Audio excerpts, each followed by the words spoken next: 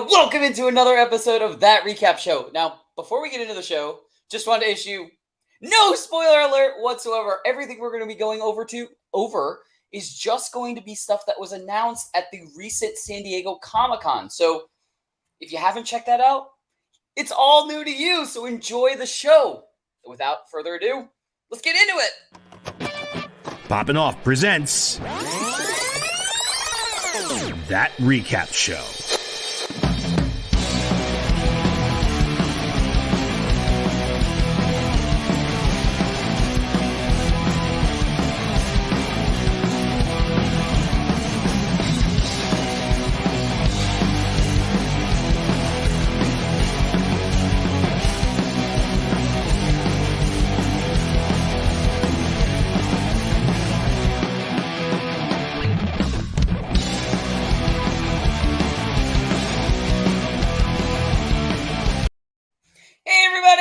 Welcome into another episode of That Recap Show. Joining with me as always, it's Jon Jon Rico.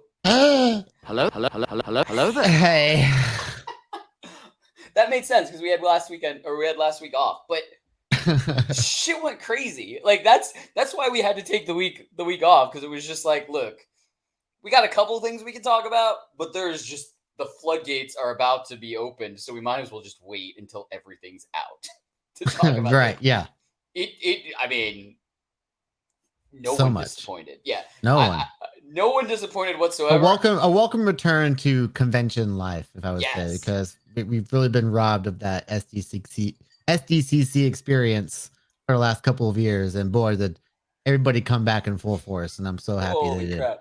did. I do like how, so DC had a couple of cool announcements, because I mean, I loved the first Shazam. I cannot wait for the second one. But then Kevin Feige was just like, hold my beer. And just like, it was like, you want announcements? Here's everything. Like, and the I'm going to say scariest, but I am so excited, is that we got D23 next month. So we know that's not all of the announcements, and we'll get in more and more. We're just kind of glossing over the beginning. But we got D23. We're going to have Star Wars announcements. We're going to have more Marvel announcements. We have so much. And then so much.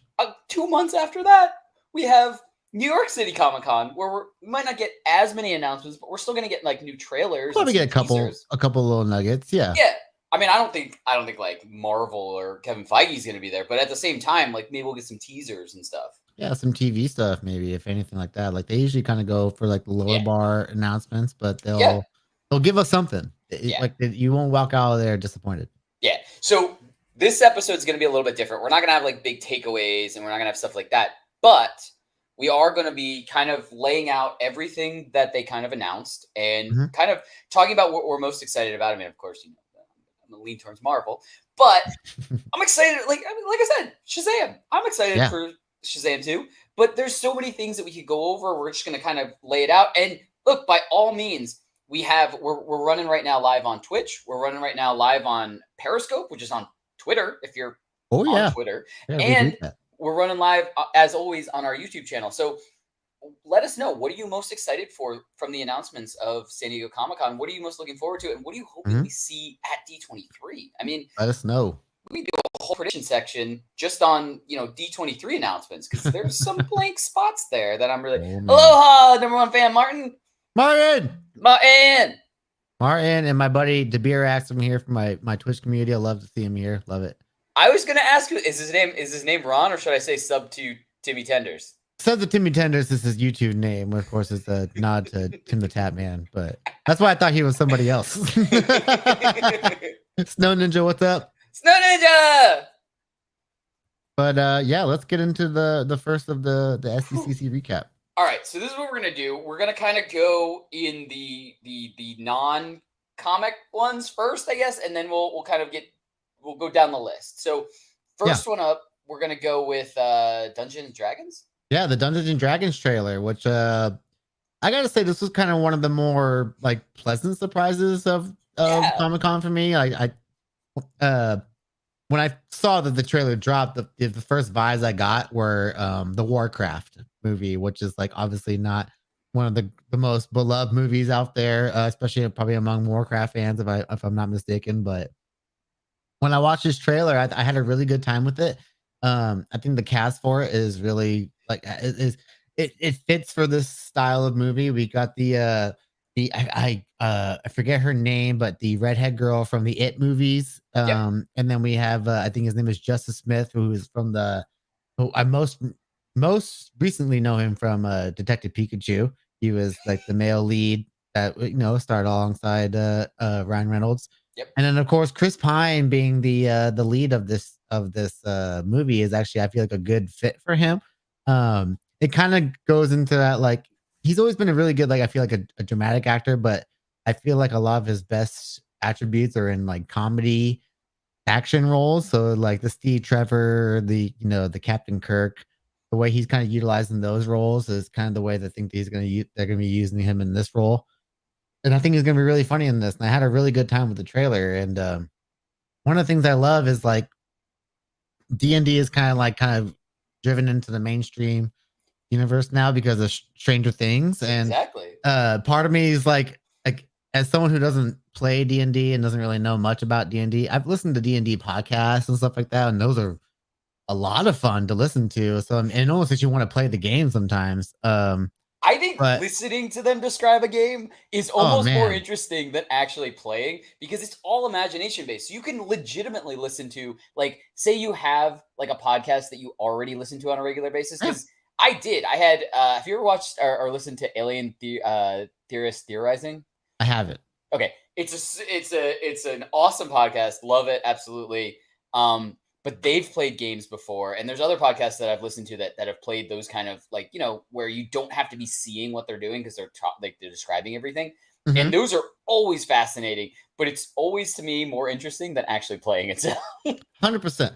And so like one of the first podcasts I watched listened to was Dan Harmon's podcast, where like they would kind of talk regularly, and then at the end of the episodes they would always play in D&D, and those are always a really funny take on like the D&D. Like if you're a casual D&D person, I would say that's a good way to kind of get yourself into it, because you're listening to, like, celebrities play D&D in a sense. Yeah.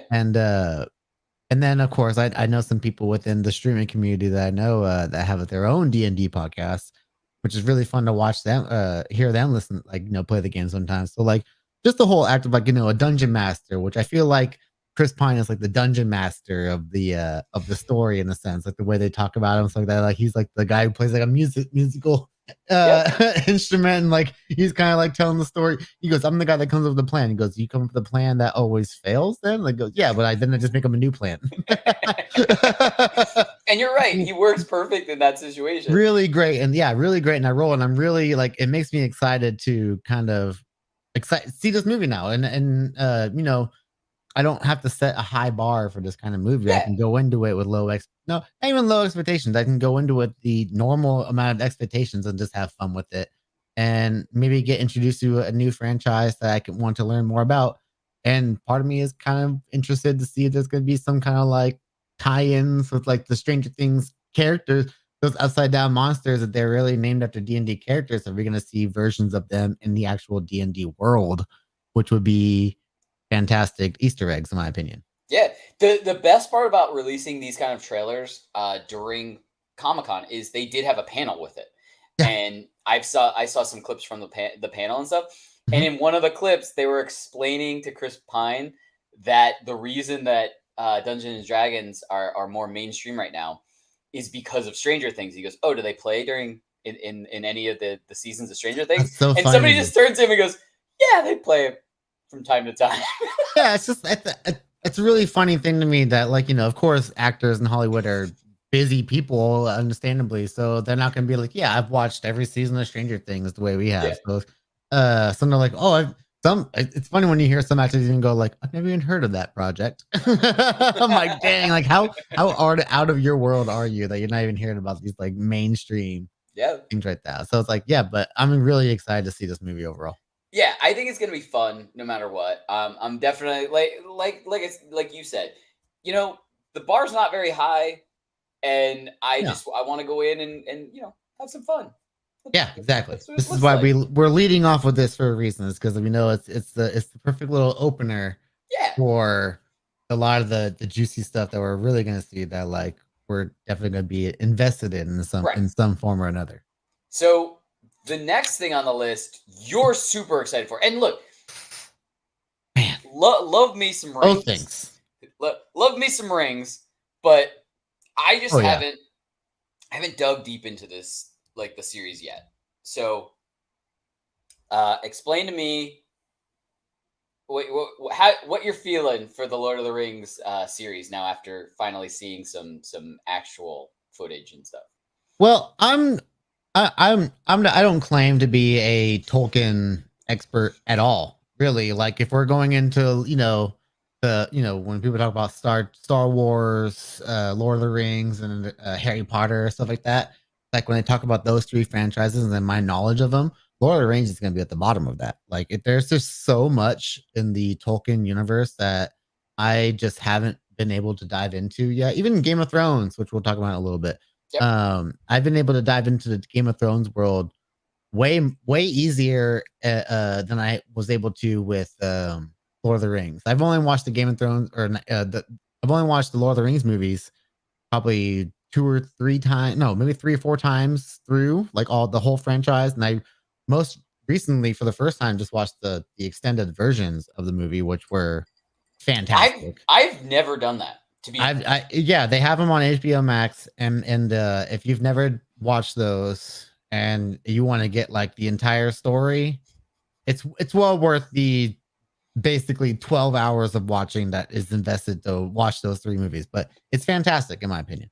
There's a reason why those last 2 movies won the amount of Oscars they did. Oh yeah, it's like those are masterpieces in filmmaking, and those stories carry on for ages.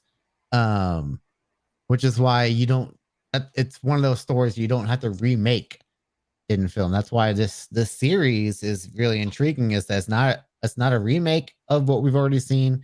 It's a kind of a prequel in a sense, and it's a story that we haven't seen yet, especially in the live action form. And man, the trailer that they released for Comic-Con was fantastic.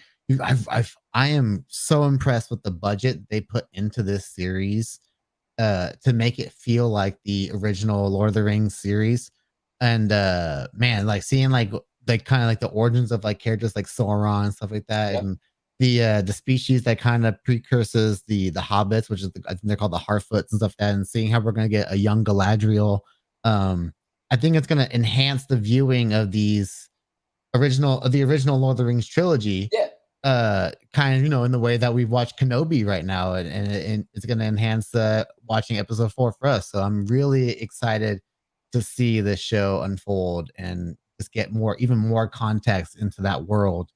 And hopefully it makes me want to dive into more of the deeper like stories and stuff like that, all the characters, so like Game of Thrones and Star Wars and all that. Speaking of Game of Thrones, the next thing we got on the list is House of Dragon. And look, hate on me. Everybody in the chat can hate on me. I was not the biggest Game of Thrones fan, and it's not even a thing. Like I've tried, and shout out to my best friend Pete. So he's actually somewhere on the East Coast right now. He's in the Outer Banks with family. But I know for sure he's on a beach right now, so he's definitely not watching. He, to his credit, has tried on numerous occasions to try to get me into it, and it's not even that I don't like it, because I think I parts of it I do really like. I just feel like every time I've tried to sit down and watch it, it's been very slow. And I was even telling you when we were putting together this list that I almost like the online recaps of it more than I liked sitting there and actually watching each episode, because it's like I like what's happening in them. But it's like, this is a little bit long. This is taking 3 episodes for this to happen. And I saw 5 minutes worth of clips and got the idea. But I'm like, that's the books too. The Game of Thrones books are filled with details that I think that's what makes people a fan of the writing, is you're literally getting 3 to 5 pages of people just describing the room. And he's like, yeah, of course. And the table has a rectangular shape with diamonds across it, and it's every little detail is described in the scene. So it's almost got to be shown in the filmmaking. And yeah, yeah. But continue. I was just gonna say. So we got a comment that says it gets better after they stop trying to force the nice scenes and the nude scenes. Meant nude scenes, but yeah.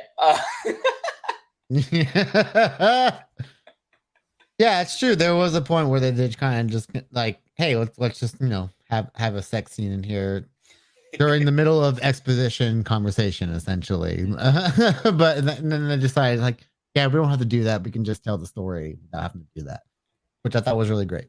But yeah, I mean, coming from somebody who's watched, I'm assuming you've watched all of the of course. Yeah. So how you feeling for this? Like, what? Man, I'm extremely excited for this show. For a few reasons. I love the Targaryen family. I always feel like their storyline is definitely the most interesting in the entire Game of Thrones kind of mythos. And the fact that we're getting kind of like I'm not a book snob because I've only read the first book, but seeing the throne kind of depicted in the way that the books kind of depicted the throne, which is like a mountain of swords leading up to the throne, and then when you kind of see the throne in the Game of Thrones show, it's kind of underwhelming and it's just kind of like melted swords together. But it feels like this show is trying to do justice to the way certain things in the books are portrayed that weren't portrayed correctly in the show, because there's a fantastic shot in it's a really short shot, but there's a great shot in the trailer of short shot. But there's a great shot in the trailer of King Viserys sitting in the throne, and just from him touching the edges of the blade, his fingers are bleeding because those are literal sword blades melted together from dragon fire, so they are still sharp, like the swords they were. So of course, like, if you're going to be the king of Westeros, sitting on that throne means you're enduring pain essentially the entire time. So they're kind of depicting that just through that one shot, which I think. But what I really love is how they're kind of depicting this like Targaryen civil war that seems to be brewing, in a sense, where King Viserys seems to be he's kind of in a pickle of who to choose as his heir. Of course, the natural order thing seems to be his brother, because he's a male. But he's like, I can pass the throne on to my daughter, and that's kind of like the first little things that kind of set up what Daenerys will eventually be, is the first woman queen of the thrones. But I don't think we're going to end up seeing that, of course, with this female character, of course. But man, like, we're gonna get so many dragons in this trailer, like, or in this series. Like, they confirmed we're gonna get like 17 dragons, and I'm really excited to see that overall. So many dragons. All right, so now we're getting into the realm of things that I'm starting to recognize, and I'm starting to know a little bit more about. We are slowly entering the comic phases of things. We're gonna kick this off with, and look, admittedly, I think this is the only trailer I didn't actually see, and I feel really bad. I was looking through our notes and I was like, oh shit, I completely forgot to watch this. I know you watched it, so I'm gonna fall back on you on this, but Sandman for DC. Man. Yeah. So when I watched this trailer for the first time, like probably an hour ago, because it was the one trailer probably from SDCC that I didn't get to like watch yet, and it was one. So Neil Gaiman is known for writing these stories, and they're known for being some of the deeper, definitely kind of like mind trippy kind of stories in the DC world. And boy, this trailer definitely looks like it's depicting that in a very accurate way. I watched this trailer and I don't 100% know what's going on, but yeah, I'm incredibly intrigued by everything I'm seeing. The cast looks incredible. The characters look insanely like fun to watch, and the visuals looking like This looks like it has the potential to be like Netflix's next Stranger Things in the sense of like what Wow. the world they're building and the potential it has. Or it could also be kind of like their next Witcher, which is like so much potential, but not enough stuff to really, not enough substance to really like kind of Right. fill out that potential. Yep. But man, like what I saw out of this trailer was so good, and it got me really excited to see the show as a newer fan of Sandman, and as someone who can come in and not know much, and seeing if I can watch that and enjoy it the way maybe like comic fans are known to have loved this series in the past, because it's one of the most critically lauded things in comics for a reason. Wow. And I feel like it's something like if you mess it up, you're gonna make a lot of people mad. Don't you fuck this up. Yeah, no, trust me. Yeah, don't fuck it up. Don't fuck it up. All right. So moving on, we get to something. Look, I don't say this very often, but something that I am very excited for on the DC side of things. Yeah. Next up, and this was pretty much the first trailer that I kind of got like immediately saw from San Diego Comic-Con. Yeah. Was Shazam 2, Fury of the Gods. Oh man. That, I mean, I was already hype on this movie. I mean, I was like, I love the first one. I rewatched the first one probably like, I have my comfort movies. That's one of them. Probably watch it at least once a month, if not more than that. So I was already hype on this, but after like the full trailer, seeing the full trailer and having like, he's having like the therapy session, you find out he's in the pediatric office and stuff. It's just, this is perfect. And I love the actor that plays Shazam anyway. I mean, I watched Chuck like from a long time ago. Oh, okay. I never watched Chuck. You've never watched Chuck? It's on it's on HBO Max. I need you to watch it because it's just him. He plays the same person, basically. It's also the girl that was in Dexter, Yvonne. Yeah, because I think that's where I was like, I need to start watching this show, and then Zach Levi kind of became bigger star, of course. Right. But yeah, I've heard good things. If you like him in Shazam, then you'll like him in Chuck. Now it was made for NBC and it was like a sitcom and stuff like that. So it's going to be that kind of format, but it gets good. Right. So it's definitely worth, knowing the format it's made for usually helps your expectations going into the show. But this movie looks great. I can't wait. I mean, I can't really say more than that. I'm super hype on this movie. I think it's going to be a great follow-up to the first one. Yeah.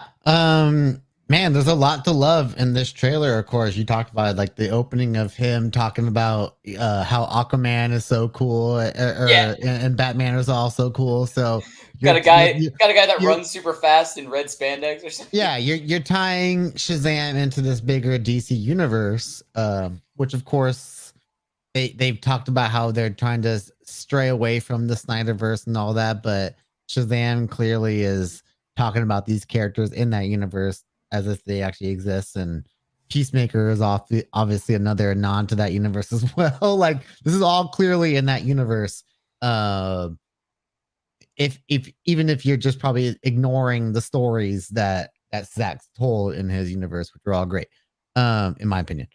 But what I love about this is that, like, I think they said that this is a few years, of course, after the first movie. Yep. So of course the kids are much older. Like all of them are a few years older, of course.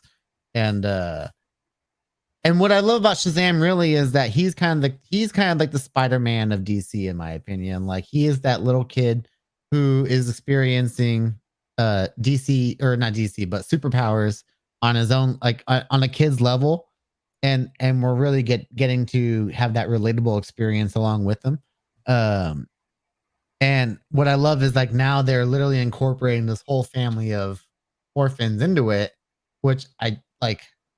The fact that we're going to see them now, like a few years into their Shazam hero tenure, is really cool. And we're getting really unique actors as the villains in Helen Mirren and Lucy Liu as Atlas Gods. And it kind of does like that cool blend of like Spider-Man / Thor storytelling, where you're going into like kids having superpowers, but mythology at the same time, which is amazing. Like Which is why I love Captain Marvel. We were always talking about how I said Captain Marvel was Spider-Man meets Shazam because of how you're just mixing in all these elements together. And yeah, the Shazam movie is probably the biggest surprise of that year for me when that movie came out. And Yeah. I'm just excited for another. And this looks like a step up from that story. I'm just really excited for it. We had two comments that I had flashing while you were talking, and I need to react to them. Of course. For this comment, I don't know if DC should ever try to do what Marvel did. I think DC is that's what got them in trouble. Yeah, I think DC is way better at doing single projects here and there. Peacemaker, perfect. I don't want to have to worry about how Peacemaker is going to fit into the DCEU. Now they make the gag at the end, and I think that's the perfect way to make sure you know they're in the DCEU. But at the same time, I think it's phenomenal having it separate. And same thing with Shazam. I like how they have references so you know they're there, but at the same time, I don't want to figure out where Shazam's going to fit in with the rest of the Justice League or anything like that. I like how they're different. And I think those projects are the ones that work. And I think 100%, I am not a DC hater. I like all comic book movies. I give all of them a chance. But I think just like you just said, that's what got him in trouble. Is trying to follow what Marvel's been doing. And Marvel just played the slow game. And that's it paid off for them.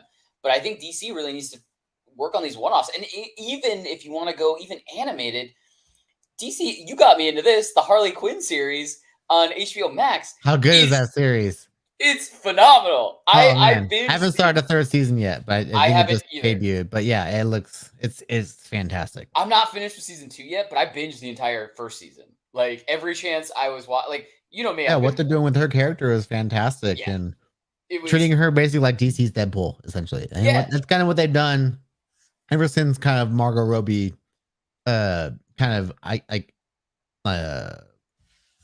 set her place as that character. They kind of made her kind of like the DC kind of like front man almost. Yeah.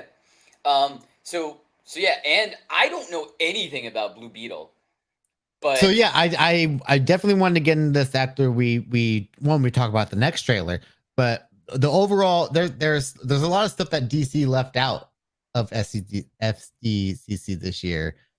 Some things for obvious reasons, but a few things we're wondering why didn't they show this, right? But yeah, I Blue Beetle is somebody that I think could definitely transfer, that young person getting the scarab that he gets is obviously something that can be transferred in that same way. But you can have more than one of that. You can have a Shazam and a Blue Beetle, just like you can have a Spider-Man and a Miss Marvel. So it doesn't. So that archetype doesn't just go one way. Of course, it can go to multiple people. And so since we're talking about the next trailer, of course, we got the Black Adam trailer. Well, before we get to Black Adam trailer, there was one other, and we got Martin throwing in some comments that I want to get to too, and we'll both react to that. I do have to throw this one out. Snow said we need an 11 cam in the future. And I am absolutely for that. I think even you need a Sid cam on your end. We both have black cats. I think this would be amazing if we could set it up. I have this thing. You can't see it. It's behind here, but I got a cat tower. 11 is just starting to like it. So it's in the same room. So I could technically figure this out. I can figure out a way to do this camera. But I have to say, I think we should in the future. Maybe we can get some cat discussion. But Martin did say this. He said, "I disagree. I would want DC to take after Marvel, but pace themselves better." And look, I can understand that. I don't have any problem with them having stuff that builds up to things. It's more, I don't think they should be following a trend. If one thing's working for them, let it work. You know what I mean? If these kind of single off properties are working better, let's stay with that. Let's go with what works. And if you slowly build up to something, cool, do that. But that was more of what I meant for that. I don't know if you felt the same way. Are you frozen, Rico? Oh, Rico, you're frozen. No. All right, Martin, I'm going to talk to you then until we can get Rico back.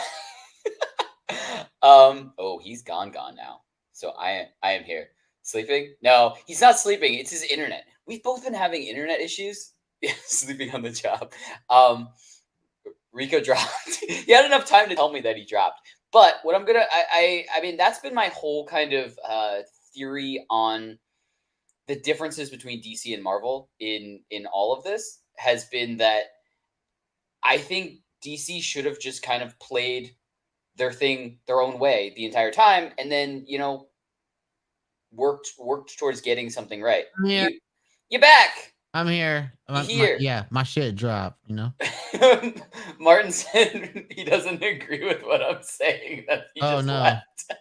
Yeah, no, I said fuck it. And I left.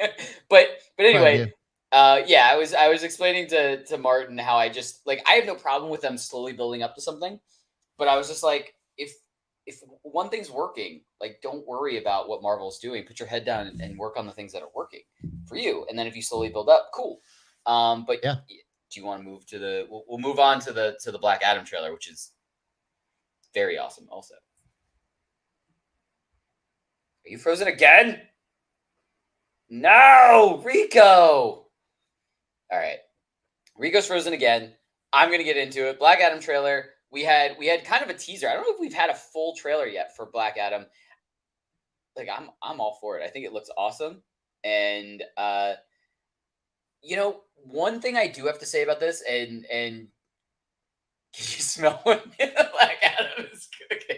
I love that. I do love that. We do have The Rock playing Black Adam, and he looks like he's got the part good. I mean, there have been some comparisons that we got to some of the early Iron Man shots and stuff like that, which is interesting.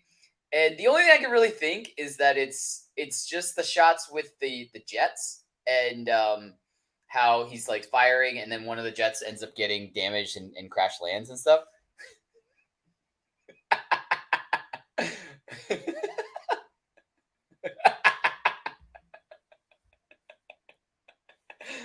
But I think overall it's going to be a good movie. It's another one of those movies where I'm not going in with a bunch of expectations that this is going to be the greatest comic book movie ever, but I'm interested in it.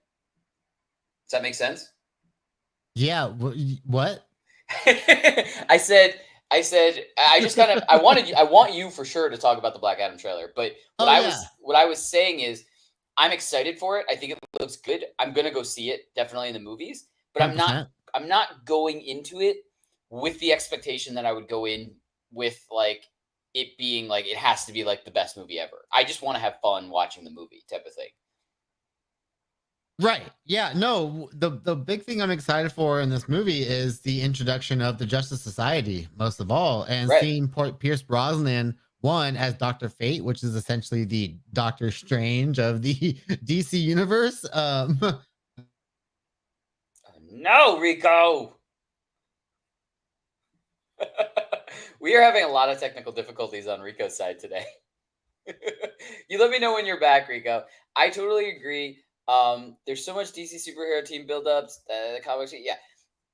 And I totally understand that, Martin. And look, I don't have a lot of comic book experience. I've said this in the past, and I've gone on record of saying this, especially with Marvel, because I mean, growing up, I did pay attention to, the Superman, Green Lantern, maybe not Shazam and Black Adam and those kind of superheroes, but I knew the Flash and I knew that stuff. So DC has a lot of good collabs and has a ton of good storylines and alternate storylines and crazy stuff like that. I mean, I love those kind of storylines and stuff. But what I'm just, play their own game. Let's let DC do I want DC to do their own thing. I don't want them to copy anybody else and worry about we have to get this out really quick. Yeah, Rico's jumping one line and drop the mic. All right. So I'm gonna go to the next thing, and then as soon as Rico comes back, he heard me. You heard me? You talking shit on me? I'm not talking shit on you. I said I was about to go to the next thing, and we doubled back when you got back, and I was like, oh, he heard me. What was I talking about? Black Adam. Black Adam. Yeah.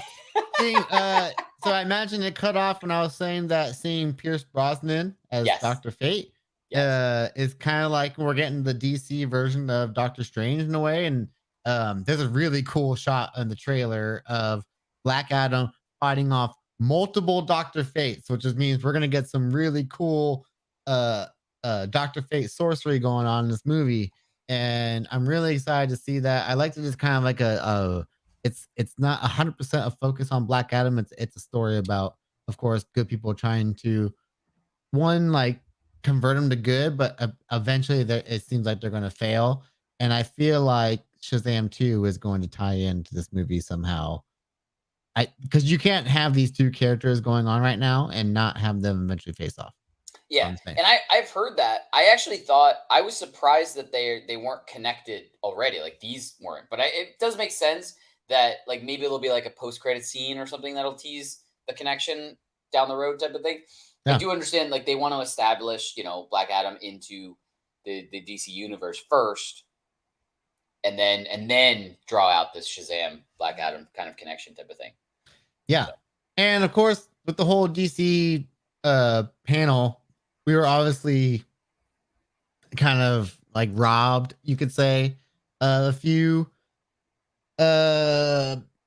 trailers or announcements or at least more details on stuff that we could have gotten. I'm not even going to mention the Henry Cavill Superman rumor that was wildly circulating throughout the weekend. Of course, that was a Deadline article that was taken way too far and obviously set fans on a expectation rampage that if you were someone that was like, we didn't get a Henry Cavill Superman Man of Steel 2 announcement, that's not a valid criticism of the panel. But there are multiple DC projects out there that are coming out that we did not get updates or any kind of details on. A couple out there for probably obvious reasons, with stars that have obvious controversies surrounding them. Aquaman 2, you don't want to have people just throwing out Amber Heard stuff. And of course, The Flash, which is a major project of theirs, has been marred with controversy because of their star. So you just couldn't put that on that platform without the obvious being acknowledged, in my opinion. But there are like DeBeer mentioned Blue Beetle. We didn't get any Blue Beetle updates. We didn't get, and that's almost, I think that finished filming or it's in the middle of filming. But it's definitely in the process. If not finished already, it's in the process. We've seen set photos and stuff like that. Batgirl with that's coming to HBO Max. We didn't get anything on the Arkham series that's coming out on HBO Max. So there's a lot of stuff that you could have given us info on. I'm wondering if they're saving that for whatever is coming up in the future for them. But yeah, I have no idea. Their own online. I think they do. They do the DC. They do the fandom usually in August, but that was like a pandemic thing, and now that they're back at Comic-Con, so that they did it last year. They did the fandom last year. True, but no studios went back to Comic-Con. I think no big studios. They did. Right. We got some Marvel announcements last year. If I'm not, I remember like last year was kind of like the iffy year. Like I didn't know if stuff was coming back or not. But like Martin said, I feel bad for DC because they're played with controversial actors and actresses that cause trouble for their projects, which is really unfortunate because the projects they have coming up are so intriguing. And the fact that you have to like that this bullshit is just overshadowing their projects is really. We even got the fucking confirm the rumors that Batman is in Ben Affleck's Batman is in Aquaman 2. Yeah.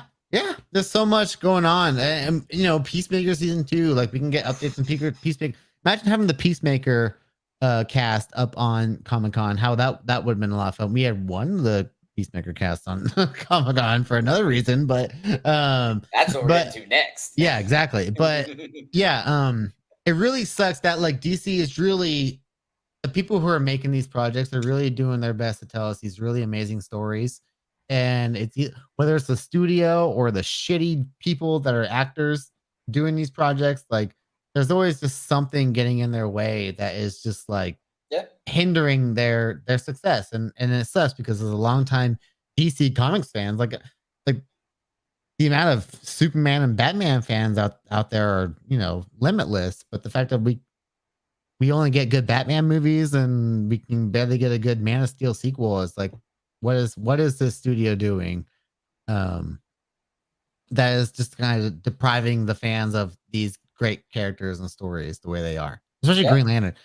Give us an update on the Green Lantern series. Why didn't we get anything on that? Like, there's so much that you've promised that we're getting that we're just not getting updates on. And like, I never want to contribute to the Marvel versus DC debate because I don't believe it. I'm team comics all the way, but you make it hard to defend your product when this is what you're doing with your product the entire time. Yeah. So there's not winners and losers. Everything was good at Comic-Con. Everything we got. But someone came out to play. Someone was like, okay. Yeah. Now we're playing with big leagues. This is our first time back in Hall H in a while. We're gonna make everybody lose their mind. And that was Marvel. Yep. So Marvel, by way of Kevin Feige, basically, not only gave us teasers and trailers that we're going to get into, but also gave us the schedule for all of Phase 5. Everything. Almost everything. And part of Phase 6. Like, absolutely insane. So, like, the next 2-3 years of all of our lives are mapped out in what movies and TV shows we're watching. Man. And it's a lot. It is so good.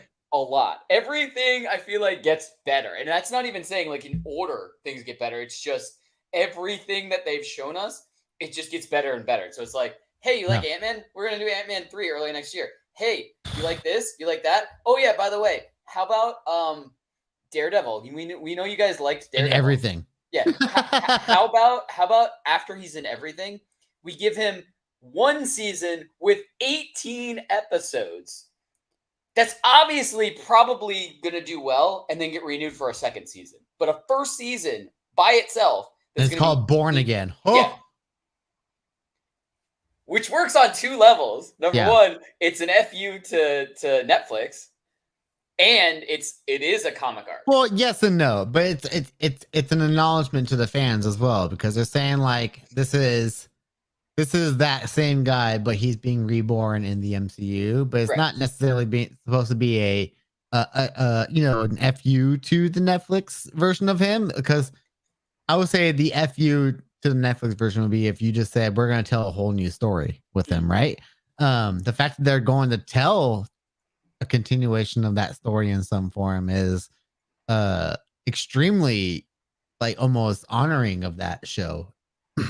And it makes you more invested in what they might do with the other Defenders lineup of that Netflix TV show as well. Yeah, maybe that's what those empty slots are for. Yeah, there's been rumors that we could potentially see Jessica Jones, because it got her thing now that it's on Disney Plus got named. Did it get renamed? Is it Who is Jessica Jones? Or didn't that pop up or something? AKA Jessica Jones, because that's her comic. The whole comic line, I think, is called like either Alias or AKA Jessica Jones. But AKA is a big part of her title. Yeah, I see. Yeah, I wasn't sure, but yeah, and she's been with some of the Defender co-stars recently, and she took pictures. With them. I'm sure. I think she was hanging out with Luke Cage.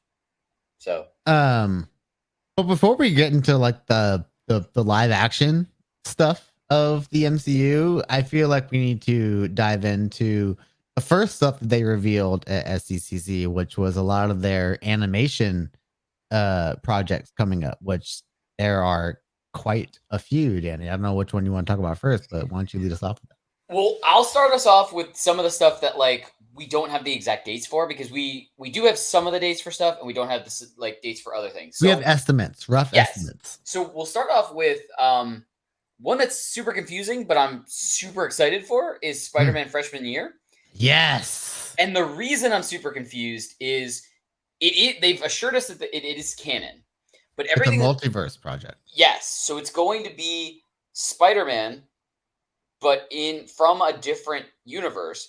Yeah. So in this universe, he does not have Tony Stark as kind of his like mentor. He has it picks up Norman from his Osborn. recruitment in Civil War, essentially. Yeah, But it's essentially a what if Spider-Man in its own TV show season. It's a what if Spider-Man origin story, which Mhm. is awesome, and it's already been confirmed that we're going to get a second season that's going to be called Sophomore Year. Yeah, So, love that. And we got an ish. It's going to be released sometime in 2024, which is really cool. But yeah, I mean, we really don't know too much about it. We did get some of like the villains announced. We did get like confirmation that Norman Osborn and Harry Osborn are going to be in it.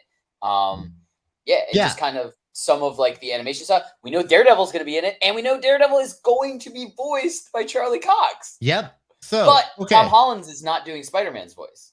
No, he's not. But so we have some of the villains that are confirmed for this series are Dr. Octopus, which is we have to also take into account that this art style of the show is essentially like the 1960s kind of like Ditko style art that essentially introduced the character to us. But the villains that are confirmed so far for this series are Dr. Octopus, the Rhino, which is awesome, the Scorpion, Speed Demon, and Tarantula. So these are all a chameleon, and based off of the little art screenshot that we got of someone who took a picture of the projector, it looks like Chameleon might be one. But there's a couple on here that we'll see in here. Yeah, and maybe Vulture. Yeah, but there's a few on here on that.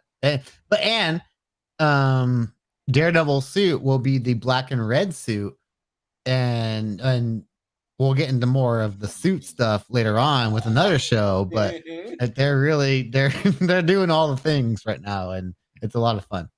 Yes. So not only are they doing all the things, they're doing all the things all of the time. So the next animated project that we don't know the exact release date of, there's two more, but there's three more actually. Next one is X-Men 97. Ooh, somewhere Pete just let out the biggest squeal ever because the X-Men animated series is something that Pete has loved since the moment, like since the day that I met him. We've talked about like how much we like that series. Still the best theme song probably ever. Absolutely, yeah. And I remember the first Comic-Con that we both like the first New York City Comic-Con that we were ever at. He got the bootleg version of the complete collection of that because they didn't have it like just as like an actual collection you could buy. So he bought a bootleg copy of it that had all of them. And I remember borrowing them to watch them. And this is, I think the first Comic-Con we were at was like the year before Disney Plus, and then Disney Plus had them. Wow. But anyway, 2016. Yeah. And 6 years ago, think about that. Yeah, that's weird. Think about you're talking about nerd stuff for so long, Danny. Yeah. And we Poppin' Off was around before Disney Plus. Think about this. Yeah, Poppin' Off has been around longer than Disney Plus. And take Disney that, Plus, Walt. Yeah. I mean, I've been around for this year, but Danny can flex on you. You've been around. You said I've been on this side of the camera. Yeah. I'm where you guys all are in the chat. I was where you guys are now. Yeah. But anyway, so I'm really excited about this. I really like we got the kind of the team layout of who's going to be here, and now we have it's basically picking up right where the series ended. So Xavier isn't around because he went off at the very last bit of the series. So now we have Magneto running the team. Yeah, so I had no idea that there was like a continuity to the X-Men series. Like, of course, when I'm watching as a kid, I think I'm just watching like X-Men doing an X-Men adventure. So as I'm watching the show, I haven't finished it yet. I'm on season 4 out of 5, I believe, but I didn't know there's like this overall continuity to it. And so now when I get to the end of it, I'm like, okay, where does it end and where am I excited to see it like pick up, of course. But of course, with all the things we know about X-Men and the mutants now within the MCU, like, oh my gosh, like what is this season gonna set up? Like who are they setting up? I think that's more the most important thing is who are they setting up that we're gonna see in some form. I hope Storm is actually like low-key one of the top people I want to see in the MCU live action overall. Like I'm really disappointed that we haven't incorporated mutants yet. Not and it's no slight on Kevin Feige or the heads behind Marvel or anything. I think they're doing a very good job of. I think they've had to take their time to figure out how to integrate it. And you know, then like he said, I have high expectations of how I do this stuff. So like I'm gonna do it, I gotta do it right. Yeah, and I totally agree. I don't want to rush anything in, but Storm is a character that they could have somehow had ties to Wakanda Forever. And I just thought, like, if they were going to, this would have been the time. And I mean, without getting too much into it, I'll touch more on that when we get to the trailer for that. Which, man. All right, so we'll move to the next animated. That, by the way, that's coming out sometime fall 2023. We don't know exactly when. Yes, but basically, you know, a year and a half from now. Very close. Yeah, not that far. So then we get the What If season 2, which look, we're getting that early 2023 too. Yeah, I'm excited for that. I enjoyed, you know, most of the What If, and even the episodes that I didn't like. I want to watch that again. I still liked. Like, there's nothing that I didn't like, but there are some episodes that I loved, type of thing. And so I'm just, and we got Stefan Frank, who did a lot of some of the animated stuff for that we've actually had on the show in the past. Nice. He's an animator. Yeah, and he's really cool. You can see his name in the credits all the time. He's really awesome guy, and wish him all the best. And I'm, as far as I know, he's continuing to season 2 because I think they've just been doing it all in a row. I don't think they really took breaks, type of thing, because you can, you know, animate and do that kind of thing all the time. But yeah, I'm excited. We kind of got some of the teasers for what some of the episodes are going to be. We got a couple of the deleted episodes from the last season, of course. So we got the whole episode that will give us context to Gamora's involvement and the season finale. How her and Tony got hooked up in that one part where Tony gets the Sakaar armor and stuff like that. But yeah, I'm really excited for them to get into stuff that is more like phase 4 related stories, essentially. Like, obviously we're doing a lot of stuff that's tied within the Infinity Saga characters. Yeah. But imagine like what if stories involving Shang-Chi and the Eternals and Moon Knight and all that. Like, I'm excited for those stories to open up as far as like what they do. Yeah, so that's the potential in that show, in my opinion, is what they can tell with those stories going forward. And now that you're introducing mutants and all that stuff, and it's just gonna get even more better, in my opinion. And this kind of connects with What If. We kind of had like a tease or a taste of what this series, this next animated series could be, in one of the season 1 episodes of What If, is Marvel Zombies. Oh, fucking Marvel Zombies, man! And we got the confirmation that it's going to be TVMA, so it's going to be all kinds of bloody. Oh yeah, this is going to be awesome. Violent. Yeah, this is going to be awesome. I love zombie stuff. I love Marvel. I actually, after that episode, right after that episode, I have it in a hard plastic thing that's literally underneath my laptop right now, using it to prop everything up. I have to. I bought the first edition that has all of the Marvel zombie storylines in it. I bought that book. Wow. Just after the What If episode, I was like, done. I love this. I want to read all of them, type of thing. And I wanted to buy it because I knew it wasn't in like regular circulation. So I was just like, before this blows up, I want to try to get a copy. I think I got it for like $30-something, which, as far as I'm concerned, was worth it.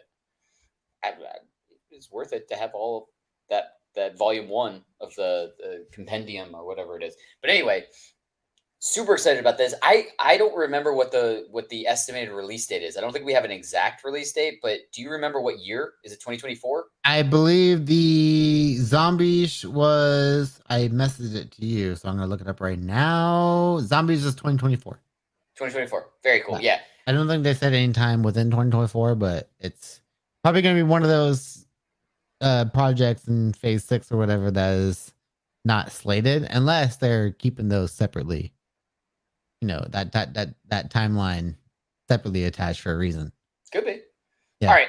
So you want to get into? I mean, we've got one more animated, and this is something that we know exactly when it's coming. In fact, it's actually the next Disney Plus Marvel thing that's actually coming out. Got to talk about it. Yeah. Boom! The I Am Boom. Groot I Am series, Groot. and this is basically going to be multiple seasons of shorts. And so basically, we're just getting the first 4 episodes, I think. 4 or 5. I think 5. If I'm Oh, okay. mistaken.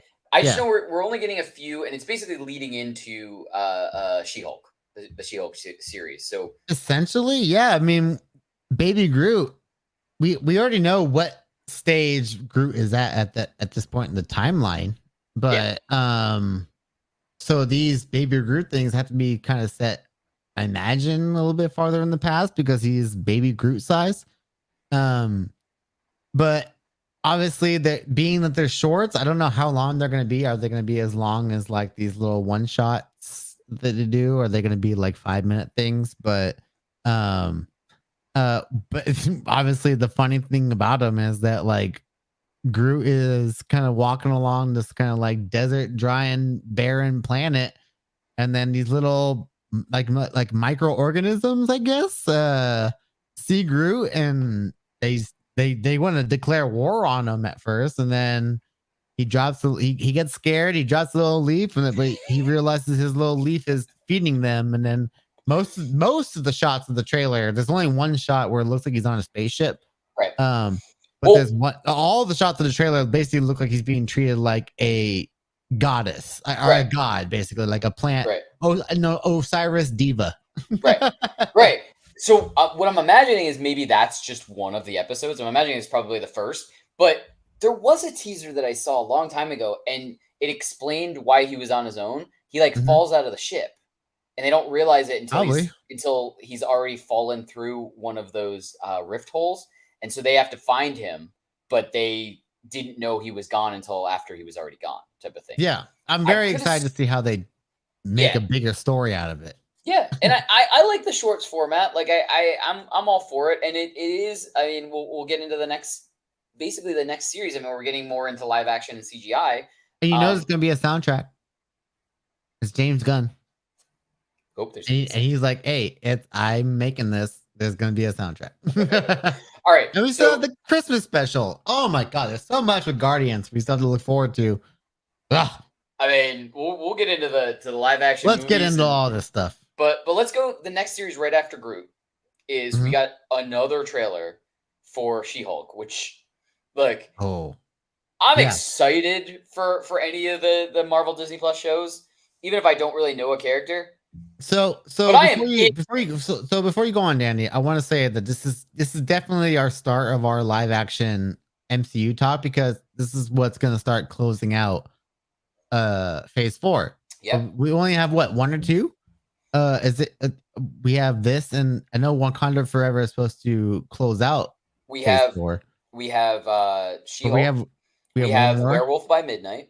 Werewolf by Midnight. But that's only going to be a special. Then we have Wakanda Forever. Then we have Guardians Christmas special is in December. Oh, well, I think and they said that Wakanda Forever is closing out phase 4. Maybe it's just going to be like the Guardians Christmas special. Really, we don't know anything about. I'll look it up. I'll look it up while we talk about the first She-Hulk. Talk about She-Hulk, and I'll look it up. I mean, I'm super in on this. I love all the fourth wall breaking. I love, basically, I feel like this is just going to be like Deadpool-esque series type of thing. It looks really tongue in cheek. It looks awesome. I'm super happy about this. And now that Disney Plus is starting, I mean, I don't know if you heard about this, but we now have Logan and Deadpool 1 and 2 on Disney Plus. So we're getting more mature content on Disney Plus. Yep. And I think because we got that, we're kind of getting the easing of the lines. And I just think this is going to be another step towards, like, you know, we can have more adult jokes. We can have more tongue-in-cheek stuff type of thing. And I'm all for it. I think it looks hilarious. And I'm all for it. I think it's going to be great. Yeah. So to clarify, Wakanda Forever will be the last phase 4 project. Okay. But so I don't know if there's anything between She-Hulk and that. So I can't clarify that for sure yet. I don't Well, think yeah, there is. there is, because Werewolf by Midnight is gonna be Halloween, so Okay, it'll yeah. be out So before November. it's really weird that they haven't announced anything like a trailer or anything for that yet. So that's an iffy part for me if they haven't delayed Yeah. that at all. But going back to the She-Hulk trailer. Oh my god, I love this trailer so much. We got to see the seismic clap Yep. with the Hulk, so we got to see finally some boom for the first time since the first Hulk movie. And yeah, so kind of getting that fourth wall break with Jennifer. It's kind of like that good little precursor to the eventual Deadpool movie we're gonna get, where Deadpool's gonna be breaking the fourth wall, but it's also a known character trait of Jennifer Walters to talk to the audience and also be somewhat of a womanizer. And what I love about this show is that uh she's a hero, but she's the reluctant hero. She's a Right. hero that is living in the shadow of her cousin. Um and you know this I wonder if her origin is really just a result of her getting her blood transfusion from Bruce and getting this gamma blood inside of her against her own wishes, essentially. And so she has to deal with this condition now. Um, when all she wants to do is be a lawyer, essentially. Yeah. That's the story. Um, and seeing how like the law firm is going to exploit her and with this potential ability, which is essentially like the basis of her character, is like she works for a law firm and that law firm exploits her because she is Bruce's cousin. And it's all going to play in my opinion. I think it's going to be the great story within her, and I wonder if it's going to lead into a cool twist within both these character stories. But I would love to see uh Murdoch and Nelson turn into Murdoch and Walters. That's essentially Oh. what I would like to see the MCU kind of tackle in a fresh way. That like you have Foggy as a lawyer within that. Maybe it's Murdoch, Nelson, and Waters. Like I want them to be all kind of like a little partnership. In the end of the day, I think that's good. Especially because we got that amazing teaser of Daredevil at the end of the trailer. And it looks like, because of course we were talking about in the Spider-Man freshman year stuff, where how he's wearing his black and red suit. It looks like he's wearing his yellow and red suit in this trailer, which is like, again, we were talking about the homage slash, like, you know, talking about how they're like dismissing almost like the Netflix demo, but keeping the actor, but giving him an updated suit, but keeping certain aesthetics of his character there is clearly an homage to that portrayal of that character. And man, I'm so glad that they're giving Charlie Cox everything to do in the MCU right now. He's Like, gonna have the busiest like 2 or 3 years of his life. I He's love it. not I only mean, like, yeah, voicing characters, he's playing spots in other shows and other movies. He's got his own series that's gonna has to start filming soon. oh Like man, everything. But some of the funniest things that they're doing with the promotions for the She-Hulk series is, I don't know if you saw this one, but the teaser that starts off with her going, now this isn't going to be some kind of TV show where it's just guest star after guest star after guest star, and she goes, well, except for Bruce, and except for the guy that plays Abomination, and except for like, and it just keeps going. But in the trailer, we get Wong, we get Abomination, we get Charlie Cox's Daredevil, we get Smart Hulk, we get, I mean, I just think it's hilarious, and they know exactly what they're doing, and I think they're playing. 100%. I think they're playing it perfectly, and I'm super excited. And like, I mean, that's the next series. I mean, we'll probably do some videos on the Groot stuff, but if they really are shorts, we may only do like one short recap type of thing. But She-Hulk is the next we're gonna do episode by episode, so I'm really looking forward to that because I think it's gonna be all fun, and I just think it's gonna be great. So. This now slides us into the next, I guess, the closing of Phase 4. Before we get into the crazy stuff that was announced, and this, I mean, was a showstopper. This was the moment of the con for me. Yeah. And not only the trailer itself, but how they presented it. Like, have you seen like, I mean, they brought out a full like African musicians and they did a whole show and everything. And this, Yeah, I saw Lupita Nyong'o's TikTok. I think it was where it was like kind of chronicling her whole Comic-Con journey, and got to see a cool moment where they first learned that they were going to do that presentation on stage. Like they didn't know they were going to do that. That was a surprise for not just the audience but for the cast. that's cool. I didn't know that. That's awesome. Yeah. So okay, yeah, this is definitely the heaviest topic probably of the entire episode for us, but of SDCC was that Black Panther trailer. 100%. You can feel 100% how personal this project is for everybody involved, of course, with the passing of Chadwick Boseman, and there's undoubtedly a lot of pressure on them to, one, fulfill expectations of fans and also honor their friend that they made these movies with along the way. And holy shit, if you watch this trailer, I think they did that tenfold. I One of the few trailers that I watch, and it's hard for me not to get emotional watching, especially given all that's happened. But Ryan Coogler's way of filmmaking, and man, some of the I gotta give a shout out to Angela Bassett in this trailer, the Queen Ramonda with her lines in this trailer, like holy shit. I can imagine how hard those lines were to deliver in the set, and like when you hear those lines in the trailer, they hit hard. But the T'Challa stuff aside, we saw Namor introduced into the MCU for the first time, and as a part Latino man myself, I think it's pretty powerful way to see a man introduced into the MCU.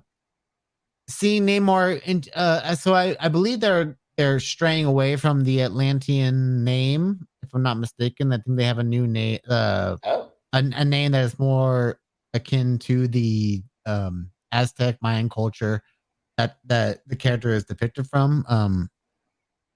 Off the top of my head, I believe it's Talocan. I gotta look it up again, but I can see why they are diving away, or steering away from the Atlantean name, because of course Aquaman's a big thing right now, and you don't want to have two Atlantis characters going on within two competing franchises. Right. But man, the Ryan Coogler's way to depict culture in general is beautiful, and the one thing you can't not acknowledge is the musical transition, the Bob Marley "Everything's Gonna Be All Right" to Kendrick Lamar's "All Right" is probably one of the best musical transitions I've ever heard in a trailer. But like, if you're talking about mix-ups, holy shit! Like, man, that was one of the best things that's letting the fans know, like, literally everything's gonna be all right, and then and then of course a theme, a cultural theme within the song, like "We Gonna Be All Right," of course, which is a big thing among protesters during the Black Lives Matter stuff. So seeing all that stuff, and then of course the final shot of the trailer being the Black Panther suit, and all you can think of is like, okay, this is the Lion King of the MCU in the best way. Like, it's not just being like the African comparisons, of course. It's how these franchises are treated. You'll look at this franchise the same way that people look at Lion King and Disney, of course, being that they're Disney owned and stuff like that. But this cultural appreciation that is shown through the movies is why people love these characters so much, and this trailer is a step up from that, and it's only going to take the MCU to the next level too, which is wild. Yeah. So it's not. My question is not going to be a surprise for you. You can think about it if you want to, but who do you think is in the Black Panther suit? I have two theories. And while he's explaining this, anyone who's watching, let us know. Who do you think? Like, let's theorize. Let's predict. Who do you think is going to be in it? I have three theories. Okay. Actually, about that particular shot of the trailer. Okay. Obviously, the first one being that, with the gold lining of the suit, you can throw the Killmonger theory out there, which is that's the one I like. Obviously, that's the one I like right now. So there's the powerful line in the trailer is Queen Ramonda talking about, I am the queen of the most powerful nation in the world, but she says, and all of my family is gone. Yep. Which of course is talking about Shuri.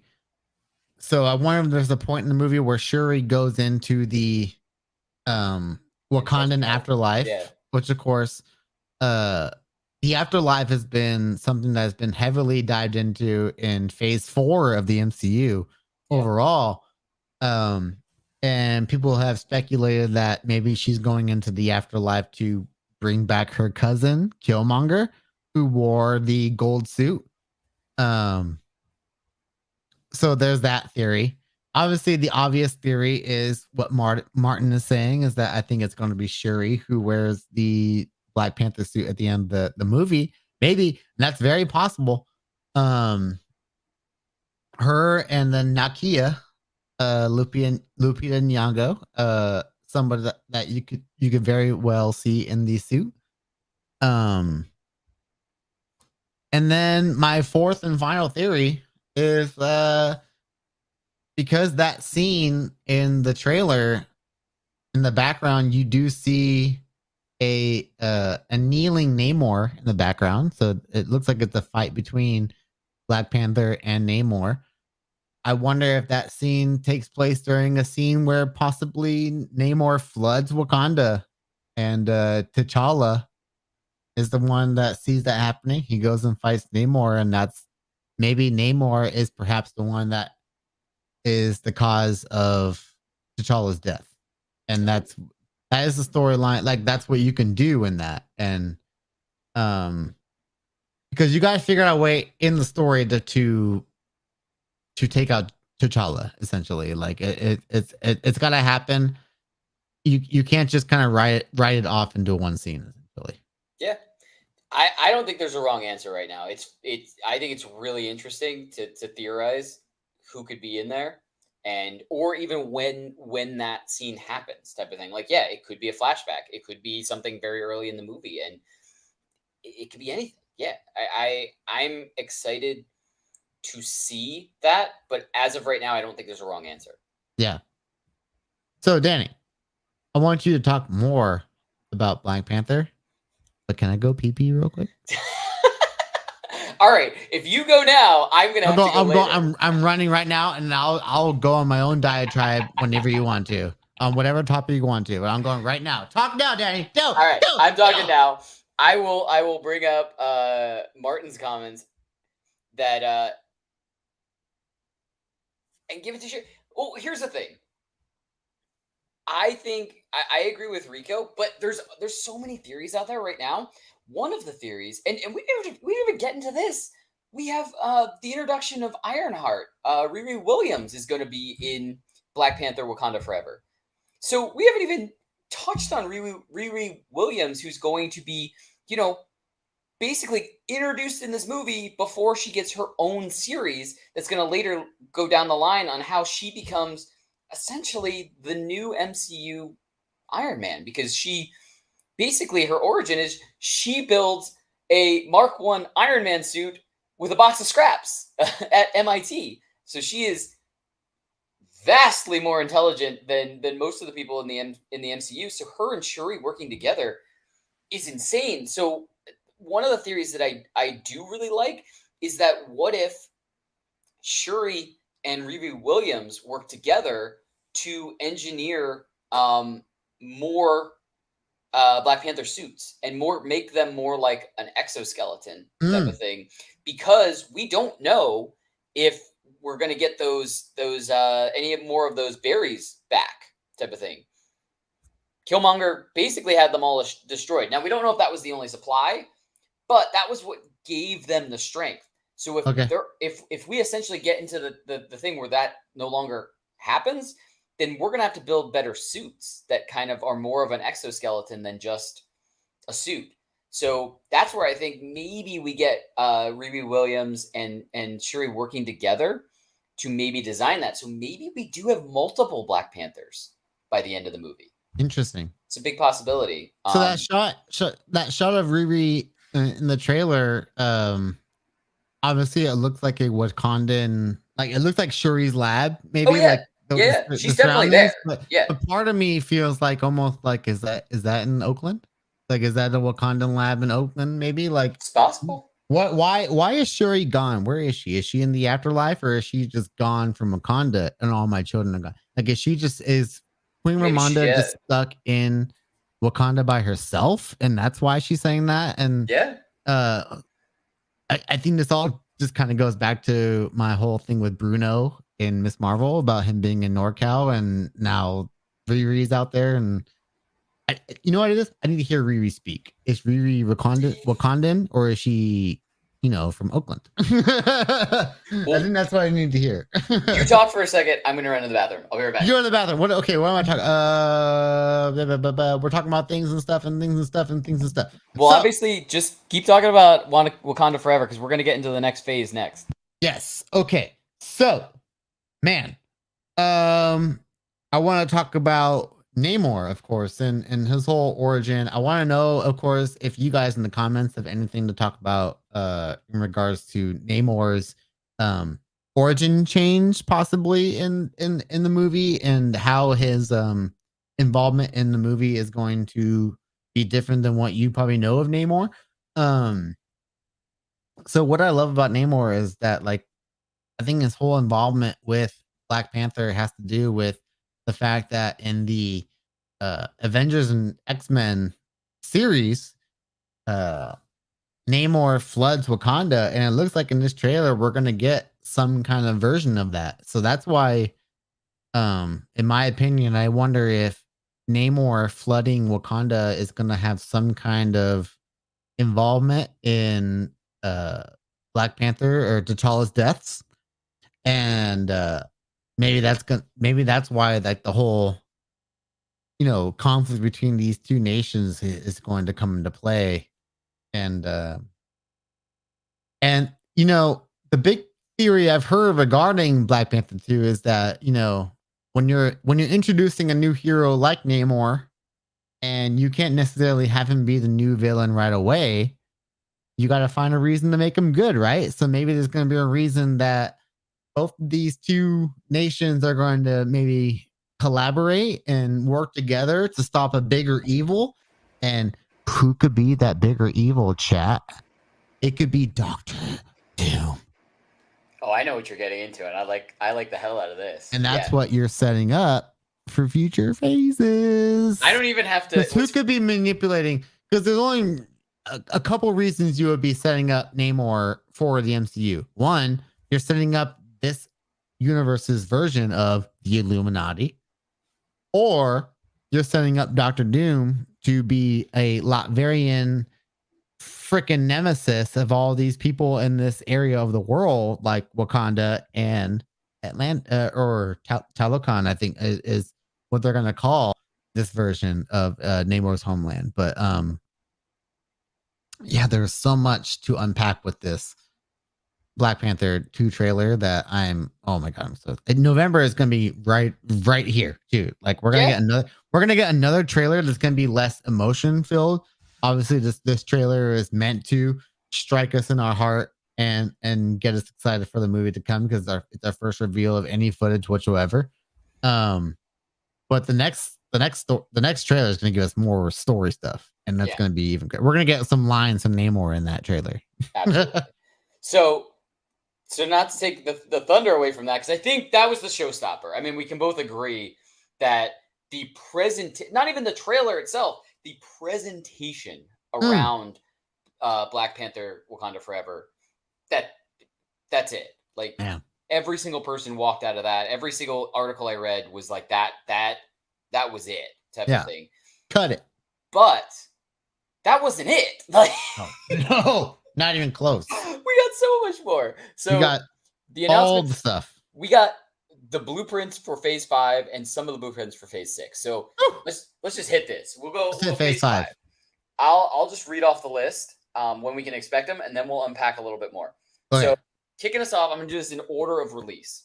So we got Ant-Man Quantumania coming out February 17th, 2023. And by the way, P.S., tickets are going to start going on sale in the fall for any of these movies coming out in 2023. If anybody wants to come with me, you got to let me know early because I'm going to be on at midnight trying to get these.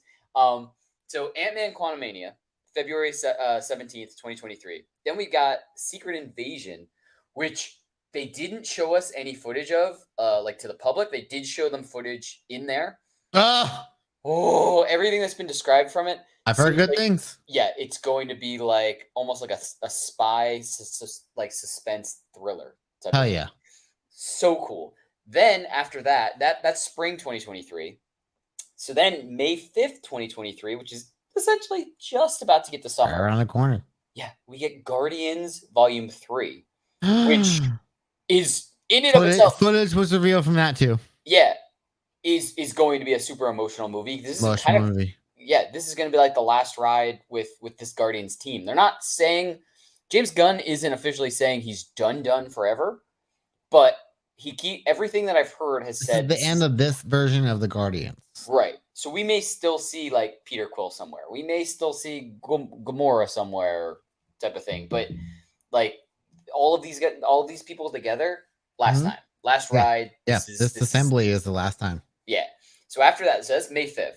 After that, we get the Echo series on Disney Plus, summer 2020. Our summer of recapping. Big implications for that series now too, knowing everything we know. Oh my God. We're going to have Daredevil. We're going to have Vincent D'Onofrio's Kingpin. We're going to have. I just rewatched Hawkeye too. And what they're setting up for that series seems to be a lot of fun. Yeah, that's going to be crazy. So that's summer. Our recapping of summer 2023 is going to be batshit crazy. Because not only we get that. We'll be busy. Yeah. Next up, also in summer 2023, Loki Season 2. Loki Season 2 right after that. And then not only that, but we're going to be getting right kind of smack dab in the middle of probably both of these series, we're getting the Marvels, which is going to have Miss Marvel, Captain Marvel. If I had to guess, we'll get Echo in mid to late March, and then that will lead into Loki, and those might even overlap in some aspects because they're not tied in. Right. And then Loki will probably lead right into our next project. Miss Marvel or the Marvels? The Marvels, yeah. Sorry, I didn't hear you say it. But yeah, the Marvels. I'm super hyped for that movie. I mean, coming off of the Miss Marvel series and that end credit where we now see them swap places all of a sudden. Oh, I cannot wait for that movie. I wish diving more into the Kree technology mythos, which is gonna be fantastic. Yeah. And then after that, basically almost a year after Wakanda Forever, we're getting the Blade movie, which I know nothing about, but I am super hyped for. Well, we probably have an idea of what it might be about because, of course, Blade made his debut in the end credit scene of Eternals, where he asked Dane Whitman, "Is that something you want to do?" So you got to imagine it's going to play some kind of role into maybe Eternal / Moon Knight / Werewolf by Night.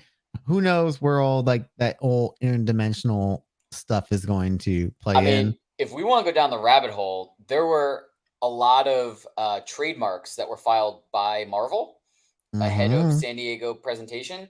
And one of them was the Midnight Suns. And I saw a certain set photo that had a Ghost Rider Easter egg. I saw that too. I saw that too. And I think his name was Donnie Blaze, not Johnny Blaze. But we'll see what happens with that. So anyway, that's November 3rd, 2023, the Blade movie. And then not only that's not the only thing we're getting in the fall of 2023. We're not even close. The Ironheart series, which I am super excited for. I'm almost like, I like that we're getting the introduction of Riri Williams in Wakanda Forever, but it's like we're getting her introduction a year before we're going to see her series. Yeah. So I'm which adds so to the hyped. intrigue of the movie, which Right. you didn't even need more intrigue for the movie already, given what the heavy story content already has. But Right. So that's not it. Before 2023 is over, I mean, we don't know for sure if something could be pushed a little bit, but there is a chance that we're also going to get the beginning of the Agatha series, which is going to be Agatha Coven of Chaos. That says it could be starting in winter of 2023/2024. So there's that chance, like, you know how like the Book of Boba Fett started like right after Christmas. So that was still technically the first yeah, you know, mid-December going into mid January, but also this is our second series that's based around what was an originally a villain. Yeah. So is she now going to be a hero in this series, just like Loki was? And obviously, is this going to be a continuation of Wanda's story after Multiverse of Madness, where she is presumed dead? That's the only real logical thing we have to go off of her story at this point, is that she's gone. Other than, you know, of course, the red blast that comes out of Mount Wundagore, but why is this show now called Coven of Chaos and not House of Harkness? That's also what, like, obviously there's details they had to wait to come out before they can just reveal the title of the series. But what is Agatha's role now going to be in Wanda's future in the MCU? I think that's what this show's purpose is going to be. Yeah, I'm excited, and we're still not even out of Phase 5 yet. So that is basically leading us into the beginning of 2024. Ooh! Spring 2024. This is where we get intense. We get our beginning of our 18 episodes first season of Daredevil Born Again, starting in spring 2024. I'm so excited. Oh, Danny, when I tell you that Daredevil might be my favorite Marvel character ever, that, like, seeing him done in a world that is the wider MCU, of course, because obviously you can enjoy the Daredevil show and he can probably still be your favorite comic character, because like the Daredevil world is just so great on its own. But when you talk about Daredevil being involved with other characters within the Marvel world, that's where the intrigue of the character kind of grows, in my opinion. Like, especially with his involvement in She-Hulk and how that all, like, when we first heard about a She-Hulk series, obviously we're thinking like, bring Daredevil in, bring Daredevil in, bring Daredevil in. Like it just made too much sense to not do it. And like my boy Debirac said, I'm hoping the Defenders gets picked up along with Daredevil. Like, bring all of these characters back in, bring back Finn Jones as Iron Fist and let him do the character right. That's all I'm saying. Like, they were 50-50 with characters, in my opinion. Or maybe even like 75-25. I think 75-25 is. Yeah. Like, Iron Fist is obviously the one, like, we want to see the real version of him. And I think they did a cool version of him, but the story lacked what the character could be. Like, I feel like Iron Fist is the best part of those shows, but the story around Iron Fist was bad. Yeah, I'll totally agree with that. Yeah. And then so we're not done. We're not. We're not done with Phase 5 yet. No, we're not. Almost exactly a year after Guardians 3, we get the new Captain America movie, which is now called Captain America: New World Order. We have Sam as Captain America. We have him. We have him dealing with, like, I guess, the fallout of Falcon and Winter Soldier. Yes. I can't wait for this movie. I think I love Sam as Captain America. I think it's going to be great. And the only thing I'm hoping for is that we have some more interaction between Sam and Bucky, because I really liked their dynamic, and I think them, like, just as those bickering partners was perfect. And so, and even when they do interviews, like, just as themselves, and they still have that chemistry. So it's not something that they can that they're faking. It's just like they're them and they're just doing that. Obviously, they're playing it up when they're like in their actual characters and they're doing like either the show or the movie and stuff. But that's them, and I like that. So I want to see more of that in a movie setting too. But I'm so excited for a new Captain America movie. I think Bucky being in it is going to be a sure thing because, of course, at the end of the show, they kind of set up the fact that he's kind of like interested in Sam's sister and how like her sons are like interested in hanging out with them. But like they do have like this like brother relationship, like where I feel like Sam would almost be okay with that essentially. Especially because of the man that Bucky is. Like he's a man from the 40s with 40s values essentially. Like he's I do feel bad for his Japanese buddy that of course he killed his son and the all the stuff that kind of fell through with that. But man, so I really hope that Captain America New World Order kind of deals with one, the power broker and how Sharon is now kind of infiltrated the US government. And so that's I have to feel that's going to be a driving force within the story. But also like the one thing I was really hoping for when I saw both Captain America and the Winter Soldier, you have to call it that. You have to call the show that now because it's not Falcon and Winter Soldier. I think they even called it that, Captain America and Winter Soldier at the end. The name credit came up. I was more referring to that series type of thing. Right. Still there, but it's an interesting detail they do that most people probably wouldn't even pick up on. Like, but yeah, Vincent is the best Kingpin for sure. But shout out to Michael Clark Duncan too. That guy was a great Kingpin as well. But one of the things I also wanted to see after watching Shang-Chi was seeing Xia Ling and the 10 Rings kind of factor into the power broker world and stuff like that. Like, I feel like that's one element of that movie that would have transferred into the street level of the MCU and seeing how all of that would have possibly tied into the Captain America movie would have been cool.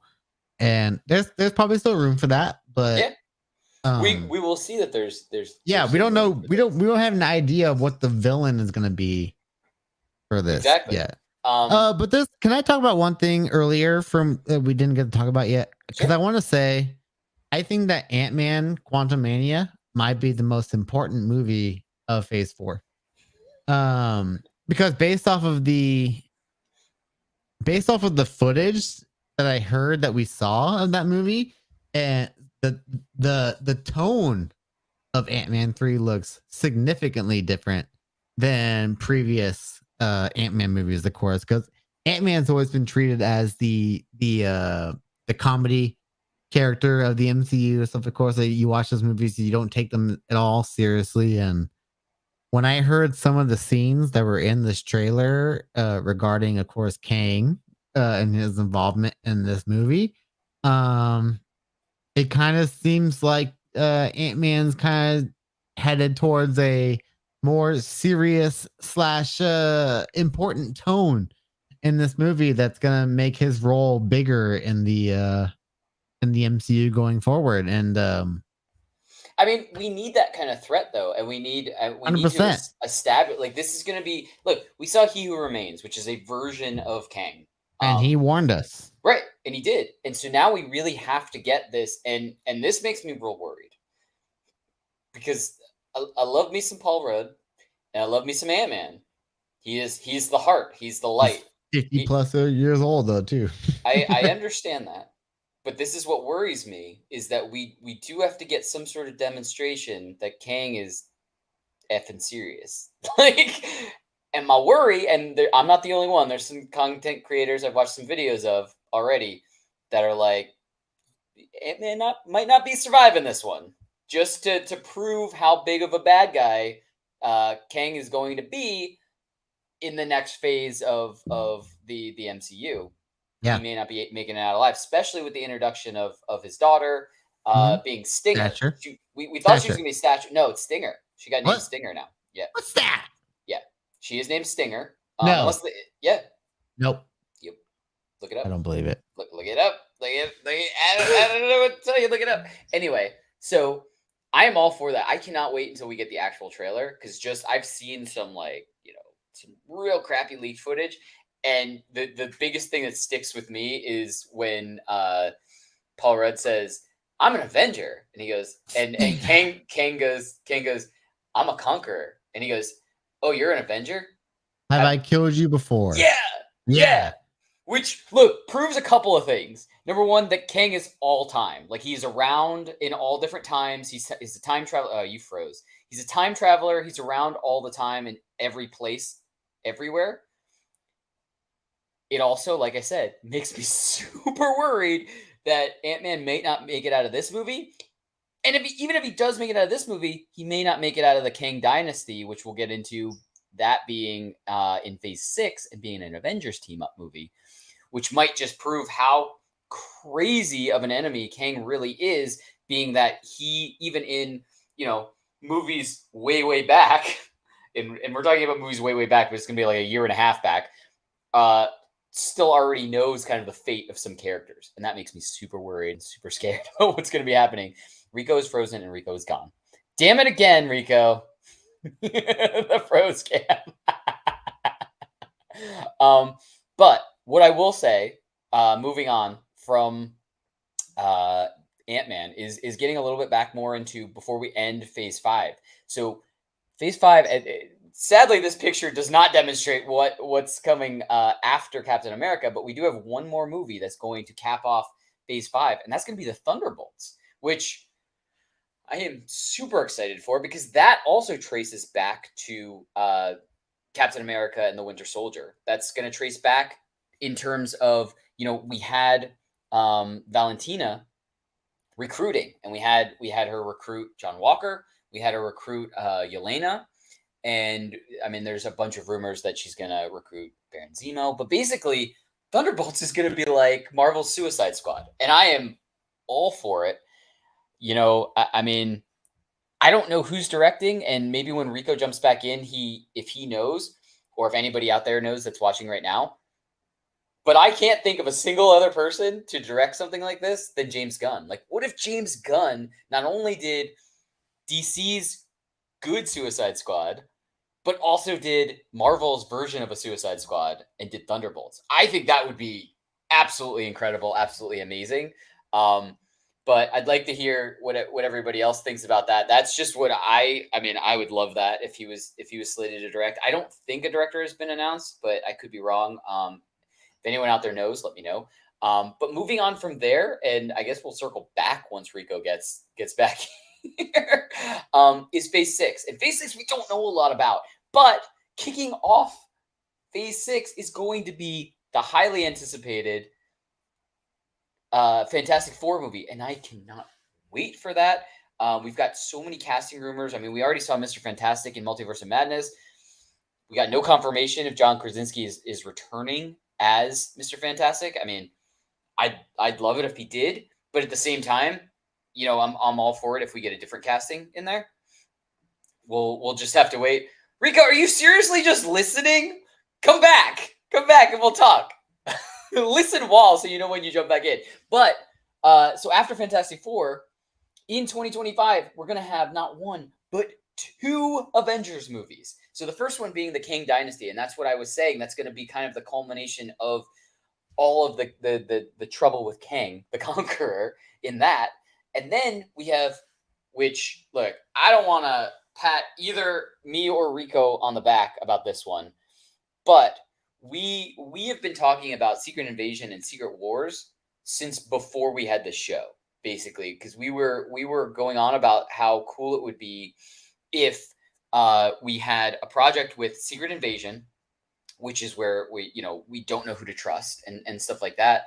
And then Secret Wars, which brings multiversal heroes and villains together for a storyline, which, would lead into a lot of kind of leaks and kind of rumors that we're getting. I mean, Secret Wars obviously could potentially involve Kang in a major way, but it could also involve Doctor Doom in a major way. It could involve,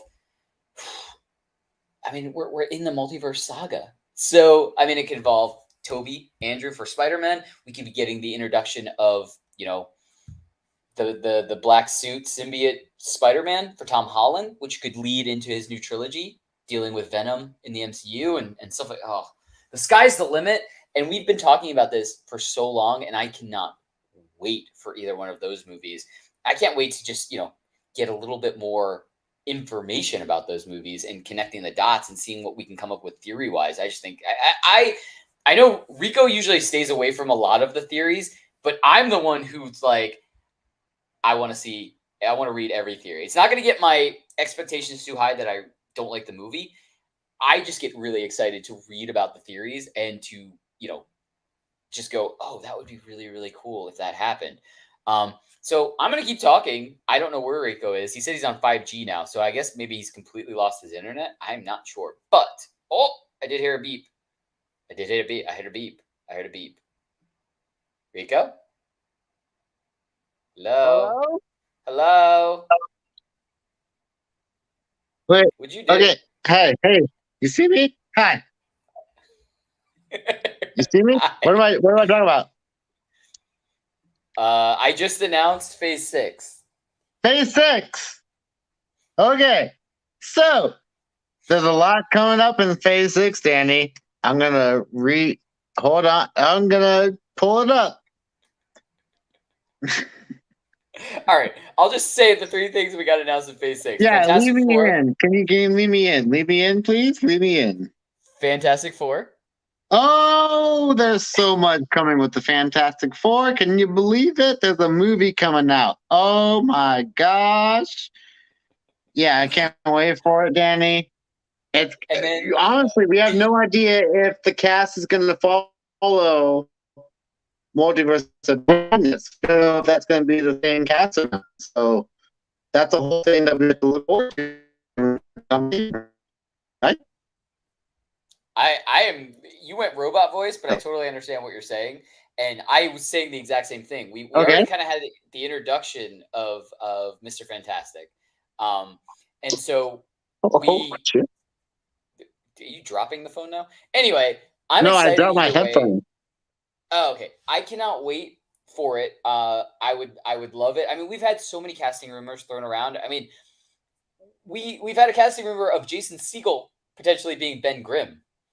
And I mean, I'm all for all the rumors. I think any casting that they come up with, I'm trusting, the Marvel casting department on. But yeah, there's been some really interesting cast combinations that they've been rumors around right now. 100. And you're gone again, Rico. This time on your phone. Let me know when you're back.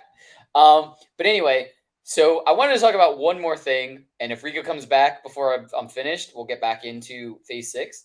The last thing is a very important announcement that happened during San Diego Comic-Con, and that was Pokemon Squishmallows! Yeah, I just had to touch on this. I don't know who has Squishmallows. I don't have any Squishmallows. But these things look absolutely insane. They're basically just oversized stuffed animals. But you sure as hell, I love that Pikachu one right there. If we get like a Mew or like, I mean, we got Gengar. If we get like a Ghastly or like maybe even like a Snorlax, I'm probably going to have to get it. The sky's the limit. There's so many Pokemon. Like there's a built-in base right there. But I just had to mention Squishmallows because apparently they're super in. And now they're doing Pokemon ones of it. And yeah, it's very dangerous. I probably shouldn't buy any, basically. Rico is not back. I apologize to him, basically, if I'm going to cut us off now just because we've been going for a long time. I appreciate everybody watching. And please let me know, what do you want us to talk about next? I mean, right now, we're still trying to, go on. There we go. A wrestling Pikachu would be awesome. I would love that one.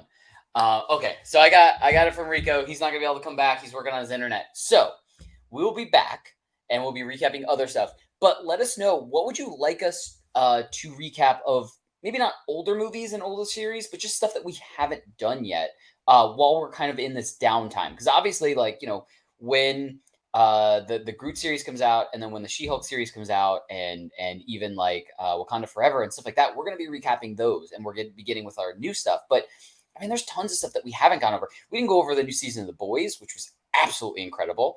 We didn't do a recap of the Peacemaker series, which both of us loved. I thought it was great. And if you haven't checked it out yet and you have HBO Max, watch it. It's awesome. Playing Pokemon cards. Who's playing Pokemon cards right now? I will be over. I got to build a deck, but I would definitely play some Pokemon games right now. Anyway, I am way too ADD to be doing this by myself. Anyway, so that's our show. Thank you so much for watching. Let us know in the comments below what you want to see us recap while we're kind of in this lull. And, look, if we haven't watched it, if it's a movie or a series that either one of us haven't watched yet, maybe we'll do some live streaming where you guys can watch along with us and we can kind of, interact live as we're doing it. But as always, don't forget to like, subscribe, and click on the notifications to hear about all of our latest video releases.